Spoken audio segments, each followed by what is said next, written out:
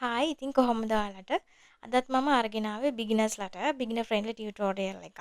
එහෙනම් අපි යමු අද වීඩියෝ එකට. අද අපි බලමු කොහොමද ඔයාලගේ PC එක එහෙමත් නැත්නම් ඔයාගේ ලැප්ටොප් එක කොහොමද ස්පීඩ් අප් කරගන්නේ කියලා. පොඩි ටිප්ස් ටිකක් මම අරගෙන ආවා ඒ වෙනුවෙන්. අපි බලමු. පළවෙනි ටිප් එක තමයි remove unnecessary startup programs. ඒක කරන්නේ කොහොමද කියලා මම ඔයාලට ස්ක්‍රීන් රෙකෝඩ් එකක් දාන්නම්. ඒ විදිහට ඔයාලා unnecessary startup programs remove කරන්න ඕන. මුලින්ම task manager open කරගෙන startup tab එකට යන්න ඕන. startup tab එකට ගිහින් disable unwanted apps දෙන්න ඕන. ඒ කියන්නේ ඔයාට අනවශ්‍ය apps තියෙනවා නම් ඒවා disable දෙන්න ඕන.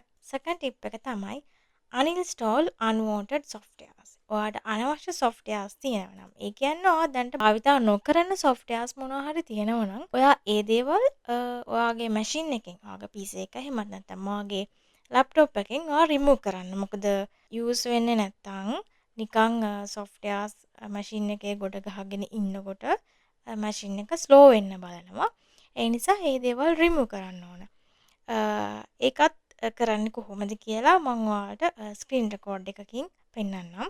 මෙන්න මේ විදිහට control panel එකට ගිහින් programs and features වලට යන්න uninstall දෙන්න settings වලට ගිහින් apps වලට ගිහින් ඊළඟට installed apps වලට යන්න. installed apps වල ඇති ඔයා මේ වෙනකොටත් install කරලා තියෙන apps තෝරලා ඔයා භාවිත නොකරන apps click කරලා uninstall දෙන්න. third tip එක තමයි තුන්වෙනි tip එක තමයි clear temporary files.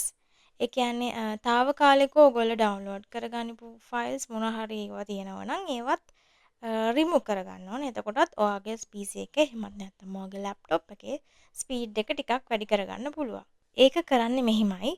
ඔයා මුලින්ම settings වලට යන්න මේ විදිහට settings වලට ගිහින් settings යටතේ තියෙන system වලට යන්න system වල storage යන්න storage ගිහින් temporary files කියලා ඇති එතන temporary files ඔයාලට එතනින් remove කරගන්නත් පුළුවන්.